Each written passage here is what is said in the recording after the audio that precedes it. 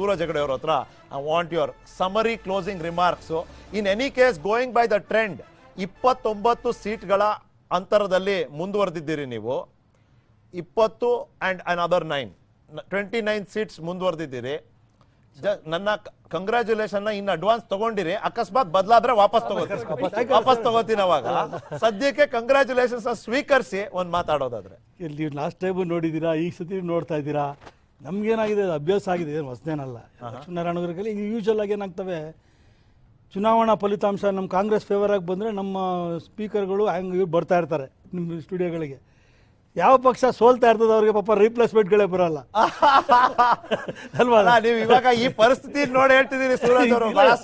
ಅನುಭವಿಸಿದ್ದೀವಿ ಇದನ್ನ, smart comment ಅನುಭವಿಸಿದ್ದೀವಿ. ಗೆಲುವಾಗ್ಲಿ ಸೋಲಾಗ್ಲಿ Ashwin ನಮ್ ಜೊತೆ ಇರ್ತಾರೆ, ನಮ್ಗೆ ಅದೇ ಖುಷಿ. ನೀವ್ ಹೇಳಿ ಸರ್, ನೀವ್ ಹೇಳಿ. ಸೊ ನನ್ನ ಪ್ರಕಾರ ಒಳ್ಳೆ ಚುನಾವಣೆ ಗೆಲ್ತೀವಿ, ವಿತ್ ಗುಡ್ ನಂಬರ್ ಗೆಲ್ತೀವಿ.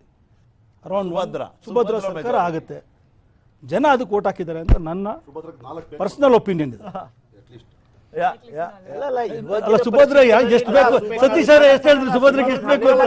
140 ಬಂದ್ರೆ ಸುಭದ್ರ ಇಲ್ಲ ಅಂದ್ರೆ ಈಗ ಲಕ್ಷ್ಮೀನಾರಾಯಣ ಈಗ ಗೆದ್ರೆ ನಿಖಿಲ್ ಅವರಿಗೆ ನೀವು ಊಟ ಕೊಡಿಸಿ, ಏನಾದ್ರು ಈ ತರ 110 111 ಆದ್ರೆ ಕಾಫಿ ಕೊಡಿಸಿ.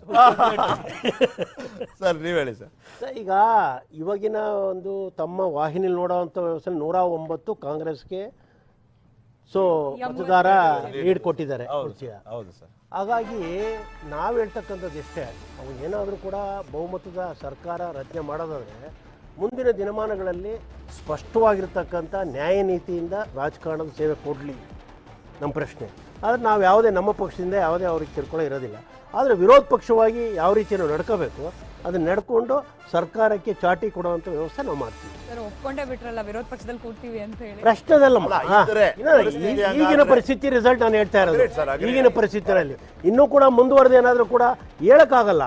ಅದು ಕೂಡ ನಾವೇ ಮುಂದೆ ಬರಲಿಕ್ಕೆ ನಮ್ಮ ಲೆಕ್ಕಾಚಾರ ನಾವು 109 ಸೀಟ್ ನಾವು ಗೆಲ್ಲಬೇಕು ಅಂತಕ್ಕಂಥದ್ದು ನಮ್ಮ ಒಂದು ಬೂತ್ಗಳ ಮಟ್ಟದ ಒಂದು ವ್ಯವಸ್ಥೆ ನೋಡಿದ್ದೀವಿ. ಮತದಾರನ 109 140 ಎಲ್ಲ ಹೇಳ್ತಿಲ್ಲ ಸರ್. ನಾವು 140 ನಾನು ಯಾವತ್ತೂ ಹೇಳಿಲ್ಲ. 109 ಸೀಟ್ ಗೆಲ್ಲಬೇಕು ಅಂತಕ್ಕಂಥದ್ದು ನಾನು 61 ಕ್ಷೇತ್ರದಲ್ಲಿ ಪ್ರಚಾರ ಮಾಡಿ ಬಂದಿರತಕ್ಕಂಥದ್ದು. ಆ ದೃಷ್ಟಿಯಿಂದ ನನ್ನ ಸಮೀಕ್ಷೆನಲ್ಲಿ 109 ಗೆಲ್ಲಬೇಕಾಗಿತ್ತು. ಆದ್ರೆ ಮತದಾರ ಈ ರೀತಿ ಕೊಟ್ಟಂತ ಸಂದರ್ಭದಲ್ಲಿ ಒಪ್ಕೊಳ್ಳೇಬೇಕಾಗುತ್ತಲ್ಲ.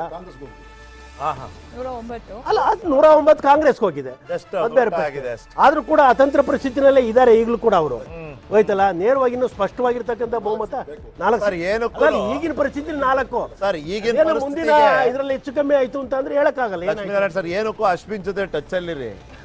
ಪರಿಸ್ಥಿತಿ ಹಂಗಿದೆ. ಲಕ್ಷ್ಮೀನಾರಾಯಣ ಅವ್ರು ಏನಕ್ಕೂ ಅಶ್ವಿನ್ ಜೊತೆ ಟಚ್ ಅಲ್ಲಿರಿ. ಹೌದು ಸರ್, ಒಳ್ಳೇದಾಗ್ಲಿ. ಥ್ಯಾಂಕ್ ಯು ಸೂರಜ್ ಹೆಗಡೆ ಅವರೇ, ಥ್ಯಾಂಕ್ ಯು ಲಕ್ಷ್ಮೀನಾರಾಯಣ ಅವರೇ. D P sir, thank you so much. I see you back. ಇನ್ನೊಂದು ಅವರ್ ಅಲ್ಲಿ ನಾನು ಮತ್ತೆ ನಿಮ್ಮನ್ನ ಜಾಯಿನ್ ಮಾಡ್ತೀನಿ. Thank you sir, thank you ನಿಮ್ಮ ಸಮಯಕ್ಕಾಗಿ.